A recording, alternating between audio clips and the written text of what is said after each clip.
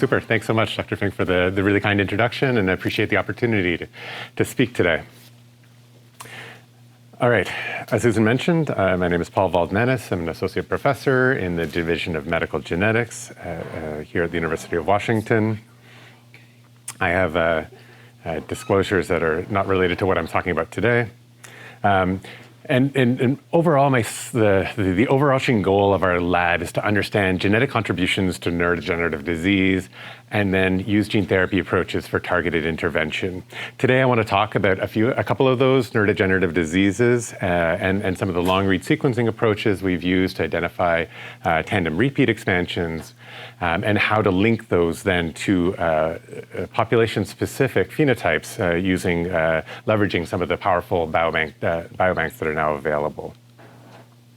So first, to just get everybody on the same page, I'm going to be talking a lot about these features here, these tandem repeat expansions. Let me see. Okay. On the bottom here. And these are just one of several variants that one can encounter when screening the genomes of individuals. There are single nucleotide variants that we're mostly familiar with, deletions, insertions, kind of larger copy number variation that can be detected now with some of these advancing tools in long-read sequencing, as well as these sections of the genome that are copied sequentially, usually between 2 to 6 nucleotides for short tandem repeats on the left. And then there's larger tandem repeat elements called variable number tandem repeats on the right. Short tandem repeats on the left can cause up to 50 neurodegenerative diseases or neurological disorders. Some very common and familiar ones are Huntington's disease caused by expansions of CAG. Individuals have variable lengths of this repeat, but once you get to 40 or more, you start to develop manifestations of Huntington's disease. There are also hexanucleotide repeats in a gene called C9 or F72, and this is one of the strongest risk factors for amyotrophic lateral sclerosis that I'll talk a fair bit about today as well. And these repeats can occur throughout the gene in the promoter, 5' UTR, introns, exons, and all lead to different disorders based on the length. And then on the right, so these are kind of ones that have traditionally been associated with disease. On the right are these larger variable numbers. And variable numbers, anything that's like 7 nucleotides or more for each of those repeat copies. But some of the ones that we're starting to see are 20, 60, 100 nucleotides in length that can be copied dozens to hundreds of times in individuals and really were intractable to previous sequencing approaches, and really represent this kind of undiscovered frontier of genetic variability in disease. But also pretty normal traits as well. And so this is an example by Ronan Mercamel, who in Po Rouleau's group, who published analysis of some of these tandem repeats in this case in a gene called TENT5A. And this is, again, this tandem repeat. Each copy in red there is 15 amino acids or 45 nucleotides. 15 nucleotides, 5 amino acids. And you can see on the right is that the more copies of this repeat you have, the taller you're going to be. And so there's a stepwise increase in height based on just this tandem repeat in this one coding region of one gene. And there's hundreds of thousands of these throughout the genome, mostly non-coding, but when these repeats are present within a gene, they can have a very provocative effect on phenotypes. And so one of the main questions we have in the lab is, we have these repeats throughout the genome. How do you go from these short, normal length in humans to these larger expansions? And this is an example, for instance, of a CAG repeat. And if you can imagine, this is a causative of Huntington's disease. If you have this expansion from that short to the long form that occurs, how is this taking place? Is this a stepwise event? Are all the expansions occurring at one end, in the middle? Is it a stochastic event, or is it this catastrophic expansion? And with this kind of pure sequence that we have, it's very difficult to kind of pinpoint the mechanism of these expansions. And if we have an idea of the mechanism of expansion, we can devise therapies for therapeutic intervention. I'll step back to kind of talk about some kind of traditional ways that one would use to identify and diagnose and quantify lengths of some of these repeats. I've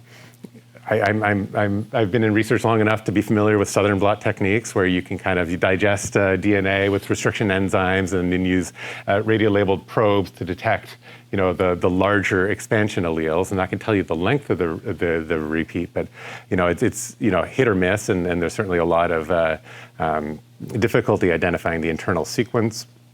For C9orf72, one of the ways that it was identified that there was an expansion was to do what's called repeat prime PCR. So you have one primer and then adjacent to the repeat, and another one that's within the repeat. And every time it adds another repeat, that primer will have a kind of a larger product. And so you have something like this banding here on the left, where you have the sawtooth type pattern, where you can identify that these individuals have more DNA than the reference population and some kind of expansion. But again, you still don't have that internal sequence. So really, we've been adopting a couple of emerging technologies in the lab, both Oxford nanopore sequencing as well as PacBio long-read sequencing. And these are two complementary almost technologies that are available to sequence not only the length of some of these very difficult to sequence regions, but also get the entire internal sequence with fairly high degree of accuracy that, at least for PacBio, is now approaching Illumina sequencing. In each of these cases, for instance, for PacBio, there are these kind of smart bells that are ligated on either side of a double-stranded template, and the sequence is read over and over again, enabling fairly highly accurate base pair resolution of some of the variants or some of the nucleotides within the sequence. For a sequence that's several kb in length, and with nanopore, there's a motor that reads the sequence itself, and these can actually accomplish sequence reads in the megabase size, which is pretty impressive in terms of understanding kind of some of the complex regions of the human genome. And why we care about not only length, but also internal sequence, there's been more and more reports of certain repeat expansions that depend on the internal sequence of the repeat. So this is a family here on the left. And I'm showing a couple of unaffected individuals of a family that has spinal cerebral ataxia. And you can see that these individuals have 1,000 or 1,300 copies of a 5 base pair repeat motif that's repeated over and over again. However, individuals in black that are affected with spinal cerebral ataxia have this shift, this one nucleotide shift from ATTC-T to an ATTC-C. And that shift in teal all of a sudden is what's pathogenic. That's what ends up driving the disease. So even though individuals have the same length of DNA, it's that color, that internal, that nucleotide sequence that's different that drives this disease. And I've kind of boxed in here the amount of sequence information that can be captured by an Illumina short read sequence. Okay, so with this in mind, I've had a long-standing interest in the genetic basis of amyotrophic lateral sclerosis, which is a kind of a devastating neurodegenerative disease caused by loss of upper and lower motor neurons in the brainstem, spinal cord, and motor cortex. Onset in the 40s and 50s, with about 5 to 10% of individuals having a family history of the disease. It's also known as Lou Gehrig's disease, after the famous baseball player, and the Seattle Mariners have also kind of, and Major League Baseball in general has adopted a Lou Gehrig's Day on June 2nd every year, in part through advocacy from Phil Green, who was a former UW Huskies player that is living with ALS.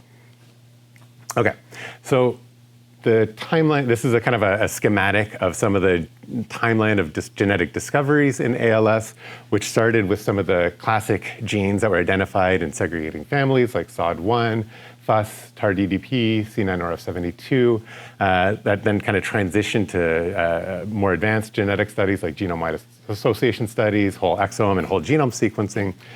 But I would posit we're kind of at this like kind of frontier now where we have long-read sequencing where we can kind of potentially capture some of the missing hereditability in ALS. Some of this, the 90 to 95% of individuals that don't have a family history yet still share many of the phenotypic manifestations of disease. Again, kind of related to some of the work, we were involved in some of the initial identification of genes in ALS, including TDP43, which is encoded by this gene TAR-DBP, which is an RNA binding protein that binds predominantly to UG-rich motif elements and prevents aberrant intron inclusion. Once this, it's an HNRNP, a ribonuclear protein. Once it was identified, there were other families that had a related gene on another chromosome called fused in sarcoma on chromosome 16. And mutations in FUS were also identified to be causative for ALS in additional families. FUS doesn't have a consensus motif, but it also is known to bind to these kind of like stem loop structures on the left, bottom left there. Which will come into play in a little bit. So as we were kind of trying to look for some of these additional genes that could be causative of ALS, we collected this really large family with several generations of individuals that had been diagnosed with ALS, and so kind of and then passed away if there's a kind of a bar in that in this pedigree. In this family, several individuals had a pathogenic variant in FUS, this R518K, but they also had linkage to another region on chromosome 18.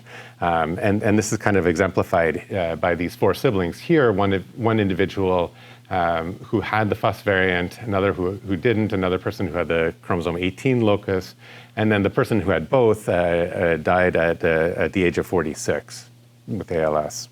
So we were kind of interrogating this region, trying to find whether there was a modifier that could predispose to ALS in this family.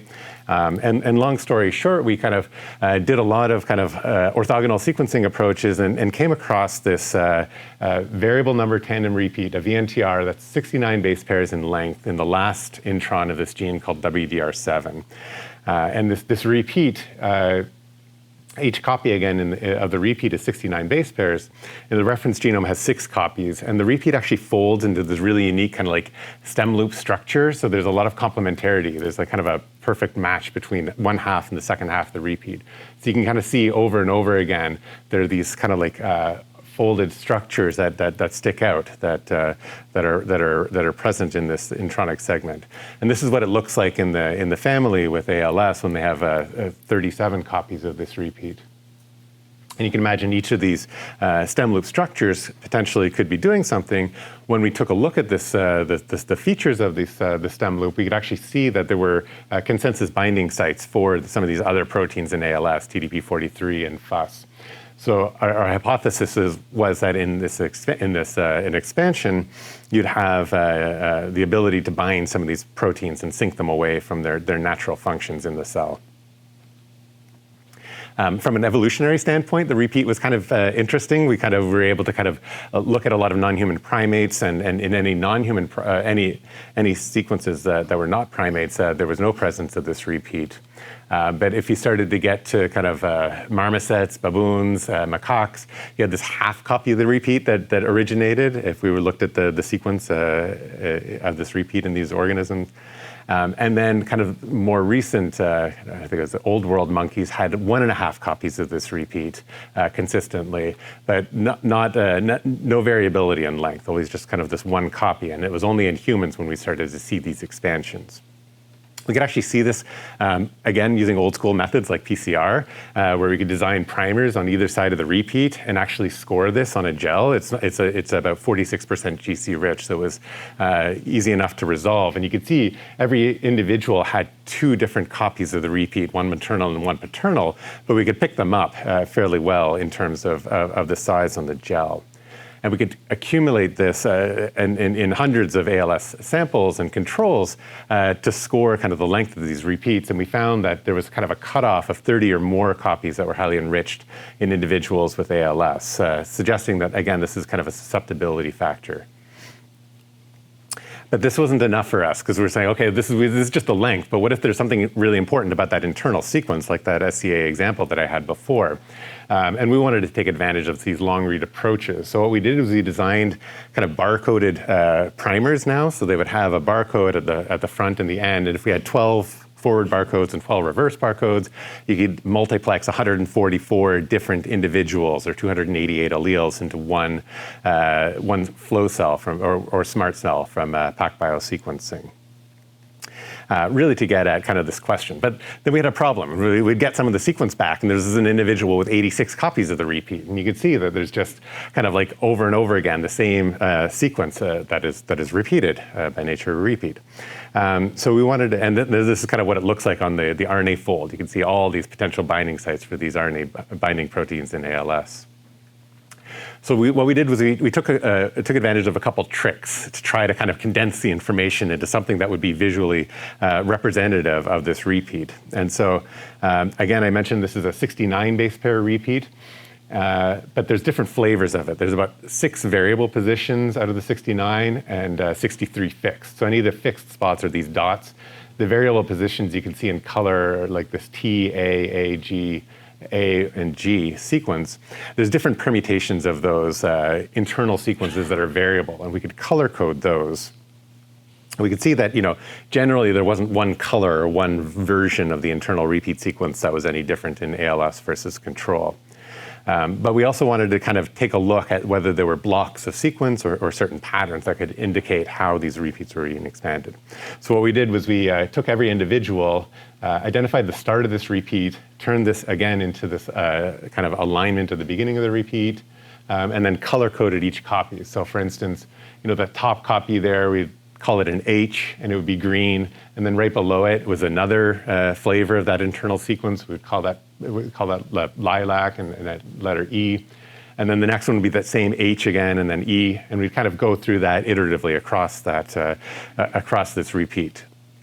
And then we'd align them up on the x-axis here would be individuals, and then on the y-axis would be the length of the repeat in the colored units. So that the first 2 people were the same with 4 repeat copies, then 3, then 2, then 5.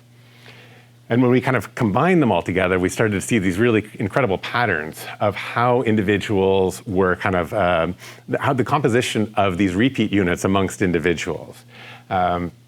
We didn't see too much patterns in terms of whether it was ALS or control, or we actually used Parkinson's disease as well. But this kind of got us excited about kind of some of the mechanisms, again, of expansion. And one of the things we could start to see, and I think you can appreciate in the middle there, this is like red lilac kind of banding pattern. So we've seen that there's a lot of periodicity where these repeats were not just copying one by one, but they were often copying with their neighbors. So the length of the repeat was more like 138 base pairs, more along the length of a Okazaki fragment.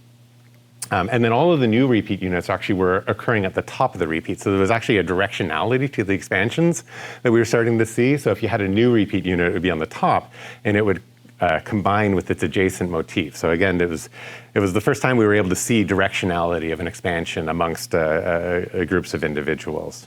It also reminded us a lot of Seattle in terms of the peaks and the skyscrapers. So we call this the Seattle plot because of the location of the Space Needle, Mount Rainier, and all of the different kind of banding that individuals would have. And then the other thing that we could notice is that we could also subgroup our analysis by population of origin. And we saw that there were, even though the repeat looked, for instance, very similar in individuals, and this is some of the samples from 1,000 genome samples, on the left, even if samples looked similar from Africa versus East Asia, you could see there was this kind of like cutoff. And as soon as you went from pink to purple, that was what differentiated one superpopulation versus another.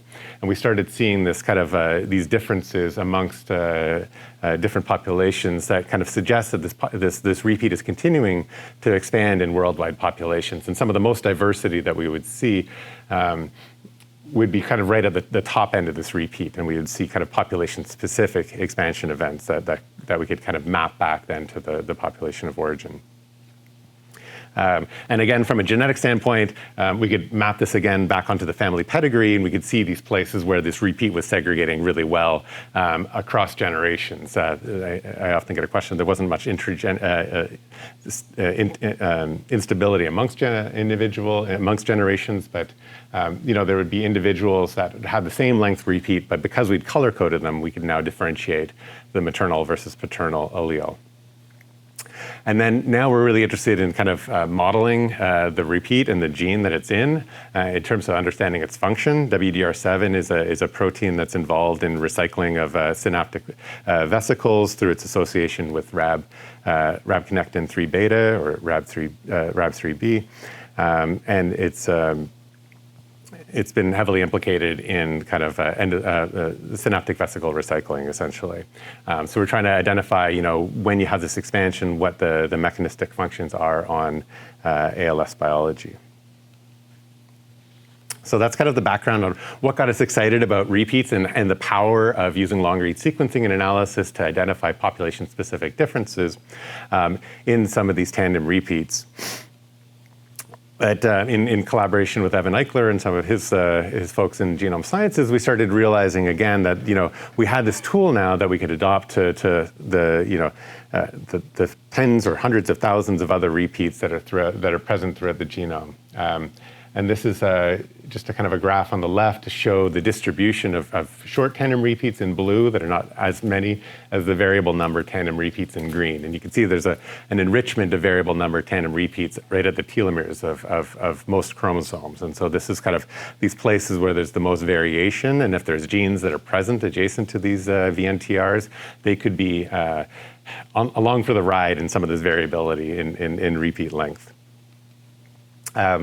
And so we've been in discussions with a lot of other individuals that have been interested in VNTR biology, one of whom is Emilia Huerta Sanchez, who has actually been really focused on this idea of adaptive human integration. And so this is kind of another story of a population-specific VNTR.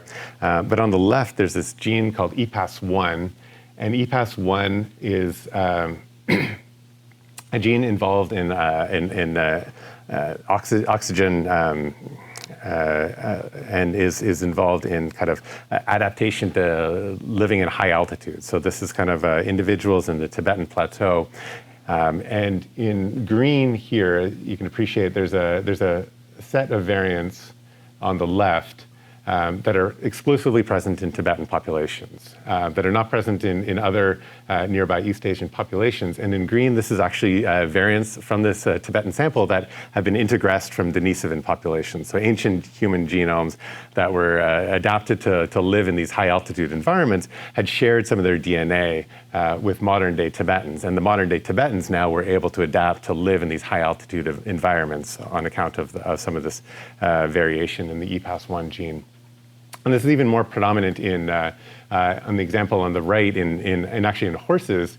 There's a coding variant, an R144C variant, again in EPAS1, and the frequency of this variant in red, in blue and yellow, tracks very well with the altitude where some of these horses are sampled from. So the higher the elevation where these horses were living, the more common this variant in EPAS1 was present. And then at low altitudes, there was very low frequency of this variant. And so Emilia Huerta Sanchez and some of her collaborators have gone on to identify other regions where there seems to be kind of this selective pressure for certain events amongst individuals, and especially ones where there is integration of variants from Denisovan or Neanderthal or some of the other ancient genome sequences that are present. And one of the strongest hits that they've come across is this region on chromosome 12 between a gene called LRRK2 and MUC19. And so this is an area where through various kind of molecular biology and evolution tools, they've identified that there's a signature of strong positive selection right at these genes. And our familiarity with genes that harbor VNTRs made us immediately appreciate that there is a very large VNTR that's a coding tandem repeat in the middle of this gene, MUC19. So this is kind of a UCSC genome track with exons in blue at the top, and you can see there's a very large exon right in the middle of this gene. And below it's the track of short tandem repeats or tandem repeats in the genome. And you can see I've circled the amount of this exon that is composed by this 30 base pair repeat.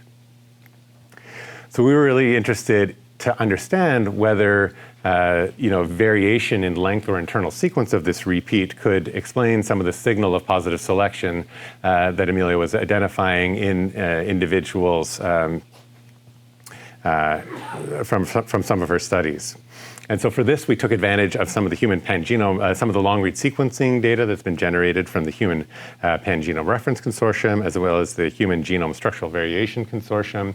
And these are, again, genomes that have been sequenced in their entirety, maternal and paternal alleles, using long-read technology from 5 different superpopulations, from Europe, Africa, East Asia, South Asia, and what are called admixed Americans or American populations. And so when we started to take a look at the length of the MUC19 repeat, and this is work done by Eli Kaufman in the group in a program that he has called Inventor, we were able to identify that the repeat length was fairly stable amongst most populations on the baseline there. But you could appreciate there was certain individuals, so there was a couple of main alleles, one at 8,000 base pairs and one at 10,000 base pairs.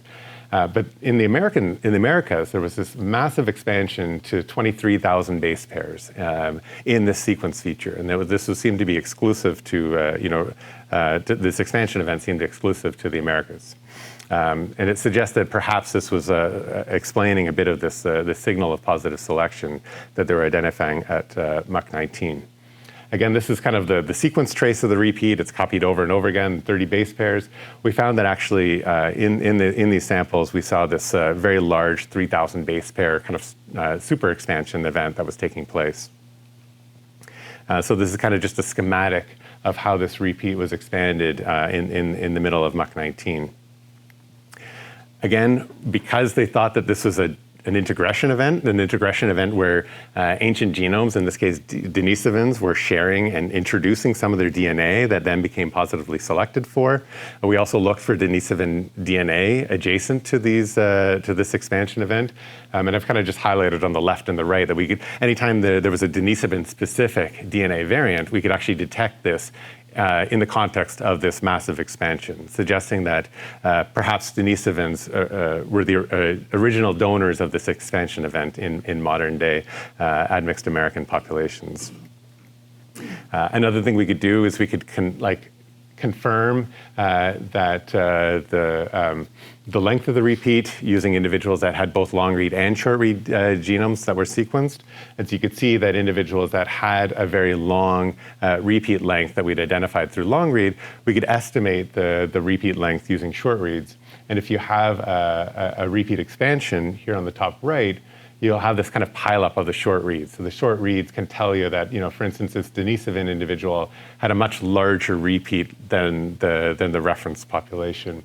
Whereas, in the Neanderthal genome, you had relative sequence density across before and after the repeat, but a gap right in the repeat itself, suggesting that in Neanderthals, the repeat length was shorter than the reference human. And so if we could use this information now, look at larger cohorts of individuals where short read data was available and use the long read information to kind of map out what it looked like in short reads. And again, you can see here in the admixed in orange, in the admixed American populations from Mexico, Peru, Puerto Rico, and Colombia, all of these populations had these expansion events where you had much larger lengths of this MUC19 repeat that wasn't identified in any of the hundreds or thousands of individuals from other populations. We sent this data to Dr. Huerta Sanchez, and then she kind of said, okay, let me take a look at which ones we know have denisovan ancestry. And all of the individuals in orange that were heterozygous for denisovan ancestry had this intermediate expansion, and if they were green, they had this homozygous expansion. Again, suggesting that the MUC19 repeat expansion could explain some of this denisovan signal. This has been independently validated in other groups that have looked for signals of positive selection in central Mexico, where they also identified different variants that were present in MUC19 that had some signal of positive selection. They didn't know for what reason. What was the evolutionary benefit of this selection? But if we took a look at some of these RSID, these SNP variants, we could also see that these SNPs very well tag the expansion. So if you had, a GG allele at the RS745-65412 there, if you had 2 copies of that SNP, you're more likely to have a much longer repeat length. So the signal that was identified as a signal of positive selection in central Mexico also correlated with this repeat expansion. We could confirm this in an independent data set from the Simons Genome Diversity Project. Again, this kind of selection was specific to the admixed American populations and wasn't present or detected in other populations. So we were really excited about this, and we were really interested. Okay, we have this, these multiple lines of selection of this tandem repeat, but what is it doing? What was it? What's the phenotypic consequence? Was there something? Is this just bystander?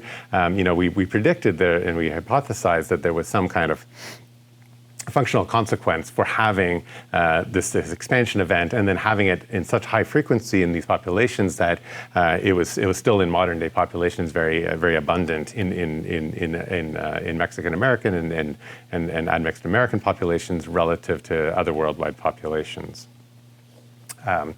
And so for this, we really wanted to kind of take advantage of what are called phenome-wide association studies. So instead of GWAS studies, we wanted to take a look at, we had a genetic variant, and we wanted to take a look at what the phenotypes were associated with that variant.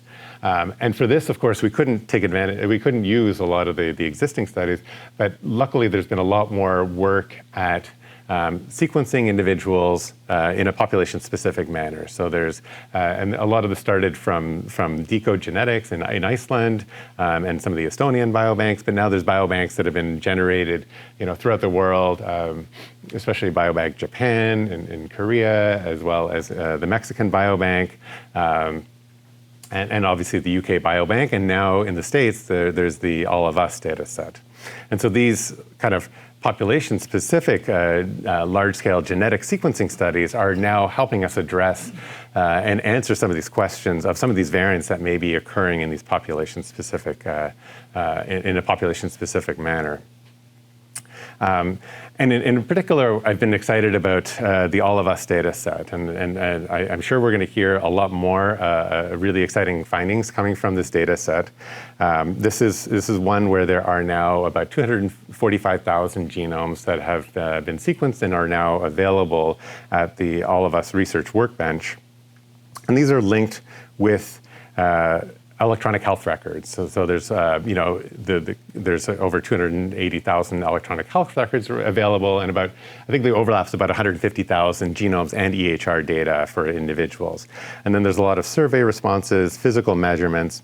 But what's really exciting is that a lot of this work is being done in individuals that are typically underrepresented from a genetics or genomic standpoint. So these are individuals that, underrepresented by race, by income, by age, sexual and gender minorities, as well as education. There's a lot of information about urban versus rural living based on zip code analysis. So it can provide a lot more information than what has traditionally been available. And this is kind of the slide that is commonly referred to when we talk about what has traditionally been done and the preponderance of European genomes that are available in a lot of these sequencing data sets. So this is a paper by Alicia Martin, who compiled a lot of genome-wide association studies done up until 2018, and the proportion of individuals that are European in red relative on the right to the global population of some of these samples, and really how there is a misrepresentation of the data or an underrepresentation of a lot of worldwide populations. And when we're trying to look at a repeat expansion that's only present, for instance, in Mexican American population or Southern American populations, it's really challenging to kind of only look at European data sets for this analysis. Not only does the All of Us data set try to collect across diversity throughout the United States, they also provide a lot of additional information that you can use to kind of provide analysis adjustment for the analysis. There's a very large questionnaire about social determinants of health that can be used to kind of influence some of the questions that are asked and some of the analysis methods that are done. Information about healthcare discrimination, food insecurity, and social support and neighborhood environment, and how this could influence susceptibility to disease. It does take a fair bit of legwork to get access to the controlled tier environment, but when you have access to the controlled tier environment, there's a lot of training sessions. There's obviously a lot of effort put into place to make sure that the data is stored and analyzed in an appropriate manner. For students that are starting out, getting access to understanding kind of cloud analysis through Jupyter Notebooks is a real boon, because if you're able to kind of access the data and work with it on their servers, you can gain access to a lot of these really interesting questions that are made available by the many genomes that are present in the All of Us data set, as well as the more that are coming out shortly. So again, like I alluded to before, we're really interested in this question of phenome-wide association studies. So many individuals may be familiar with GWAS studies and Manhattan plots, where you have a phenotype, you're comparing cases and controls and looking for SNPs of particular chromosomes that may be indicative or tagging a particular genetic consequence. In this case, the analysis is flipped. So here, the phenotypes are now listed here on the x-axis, and then the association is shown here. So if you have one variant, is this variant leading to susceptibility for certain cancers or certain neurological symptoms or infections or ocular disorders and so on. And so with each of these variants, you can detect, is this genetic variant associated with a particular trait?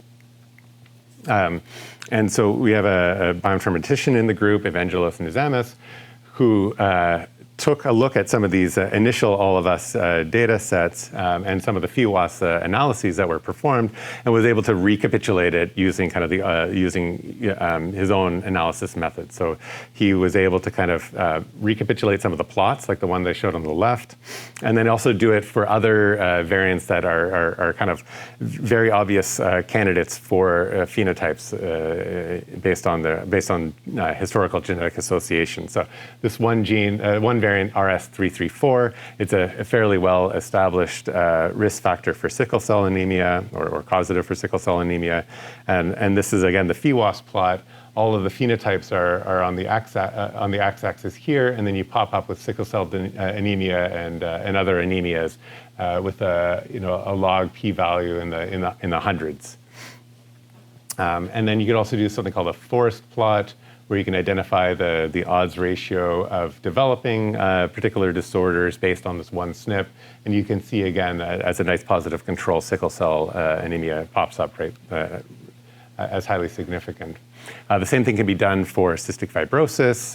This Delta 508 variant is a very common risk factor for cystic fibrosis. You run this through the PheWAS pipeline, and lo and behold, cystic fibrosis comes up again with a very significant p-value, as well as a very high odds ratio. So we knew that the system kind of was in place using kind of some of the existing examples, as well as some of them known risk factors for disease. We also wanted to do this for Alzheimer's disease, since we knew there's a very strong risk for the ApoE4 allele and protective protection for ApoE2. And as well, we could run the PheWAS analysis through the All of Us data set, and we could see that, for ApoE4, you have a lot of lipid disorders, which is a well-known, also associated with this variant, but you have Alzheimer's disease, memory loss, mild cognitive impairment, and a lot of these other dementias that are showing up. And conversely, you have the opposite effect for ApoE2, even if dementias weren't on the top of the list. And then this is kind of what it looks like in terms of the overall odds ratio and confidence intervals. Again, you could see for the APOE4 variant that Alzheimer's disease and dementias were considerably higher risk. So this gave us, again, confidence that this data set could reproduce a lot of the known genetic variation that we were interested in. As we were kind of exploring the data set, it was quite interesting. We learned a lot about who submits samples for some of these projects, or how they're collected through different coordinating centers or hospitals. One thing that really struck us immediately was that the number of the age distribution here for females on the left versus males on the right. Males go to the doctor quite a bit later, it seems, compared to females. You could see a lot more of the electronic health records were for individuals 60 or older, whereas for females it was quite a bit younger in terms of the age of the sampling and electronic health records that are available, kind of underscoring the need to provide both age and sex adjustments to some of the analyses that we were performing.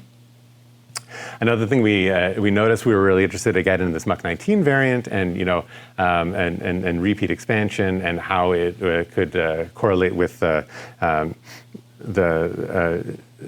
Hispanic ancestry, essentially, in some of these populations. And we saw this wide distribution in some of the variants that were fairly low in self-reported or PCA-reported Hispanic individuals from New York and New Jersey on the left, all the way to Arizona, Colorado, and California on the right. And this is, again, something that's fairly well documented in terms of distribution of Hispanic populations in the States, where work from Tim Thornton and other groups here has shown that if you're in Miami or New York, you're going to have a high population of Cuban and Dominican, Puerto Rican individuals that are going to have a much higher European or African ancestry relative to indigenous American ancestry.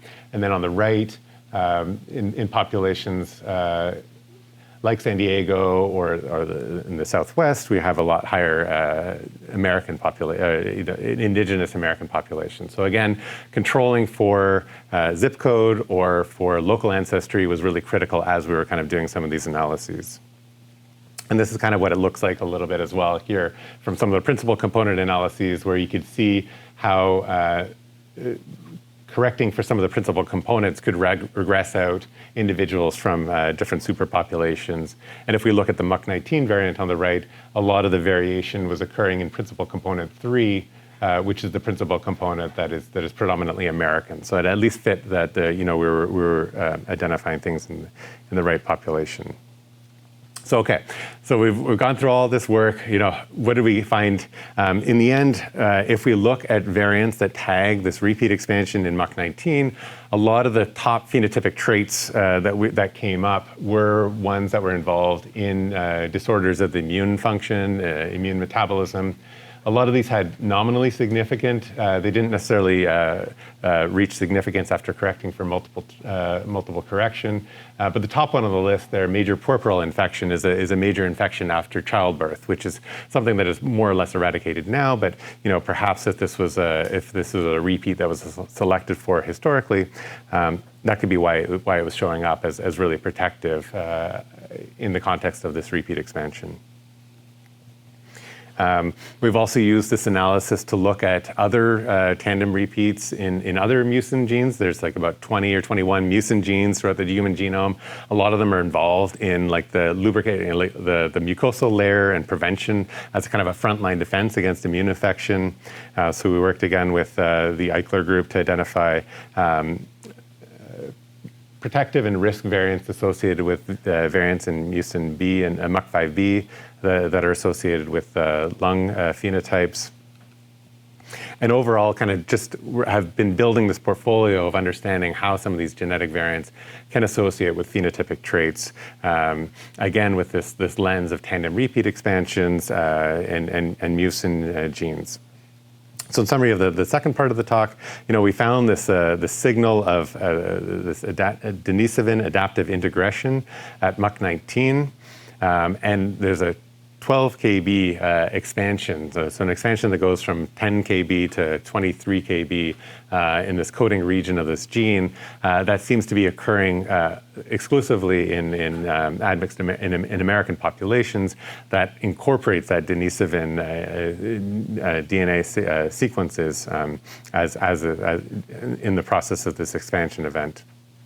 Again, MUC19 can act as this gel barrier in the respiratory tract, and expansion carriers have this reduced risk of viral infection based on some of the phenotype analysis that we've been doing. So with that, I'd like to thank members of the lab for a lot of their work, our funding sources, as well as you for listening. Thanks so much.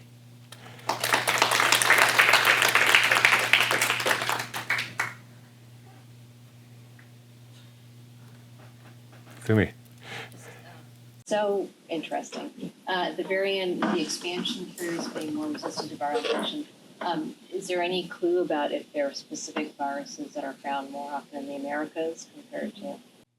There's been speculation in some of the other PNAS papers. There's this hypothesis that there could be, increased prevalence of even viruses like smallpox and things like that. Historically, that could have been present. However, the idea of this major puerperal infection and infection after childbirth could be kind of pretty much anything, and it could be associated with less resources that are now available in a modern hospital setting, essentially. Yeah. So you said the repeats in the coding region, right? That's so right. Is there an enormous mucin protein that's made, or how is that? They are massive. They are really large. They are, and they have this like PTS domain, so they often get glycosylated. So not on top of that really large protein, they have these trigger moieties that act as this really like, I'm trying to explain it like a castle wall. And if that castle wall is your front line of defense against infection, and especially to naive infection that you haven't encountered before, if that gets doubled, there's a physical barrier that can prevent this infection. But they're very large proteins, and the business part of that protein is that the NTR. Seems like other parts of the repeat are just around for the ride. Yeah. It's a really neat talk, and I'm with you on sort of protective mechanism of expanded mucins, but you've got me thinking now about sort of mechanisms, which you, I guess, are interested in, didn't necessarily talk about. And I hope you'll forgive kind of a half-formed question. I guess if I'm understanding what happened, there's probably some interbreeding event, you get acquisition of Denisovan DNA, and then there's sort of expansion. And one of the markers you mentioned looked like it was a pair of A to G mutations. And I'm thinking about what happens in bacteria, where one of the mechanisms to exclude foreign DNA is differences in native versus foreign DNA GC content. And so I'm wondering, am I just finding patterns that I want to find, or is there a sort of differences in the acquired and then expanded mutation GC content versus native, or like flanking regions, or any sense of, is this real, or is that just I'm picking up straws? So I think that this is the Wild West. So I think the question for folks on Zoom is, is there are there signatures of some of these expansion events that could be bacterial induced, or nucleotide changes that are also present often in the context of bacterial infections or changes? Well, I mean more just in the acquired, or sort of as markers of expansion, are there triggers that are differences in GC richness, or? And are there markers in the expansion that are associated with the GC content or other features? And we've been really interested in this question of what is the internal sequence that can precipitate some of these expansions? Are these repeats that are really GC rich that are more prone to some of these expansion events? It doesn't necessarily, we don't see that necessarily, although some of the ones that have the extremes in terms of the length do seem to have either AT or GC rich components to them.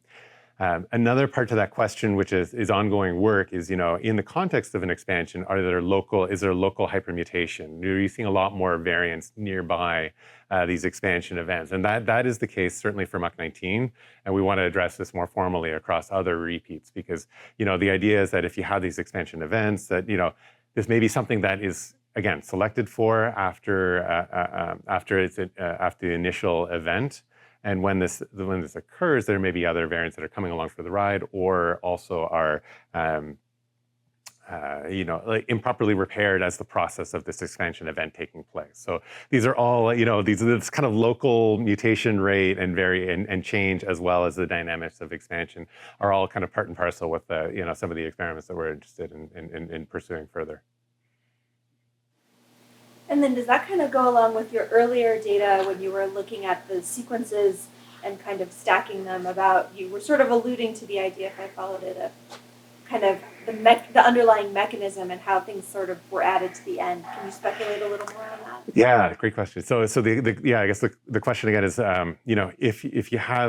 if we're trying to understand the mechanism of expansion, and we can find these examples, and there seems to be a directionality in some of the expansion events, can we use that information to infer kind of, again, the timeline of some of these expansions, how they're occurring, within generations, within communities versus populations.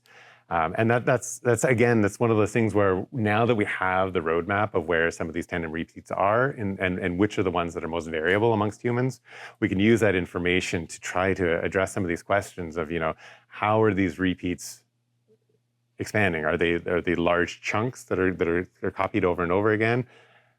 Some of these examples, it seems like they're shorter segments in this kind of like 100 to 150 base pair length.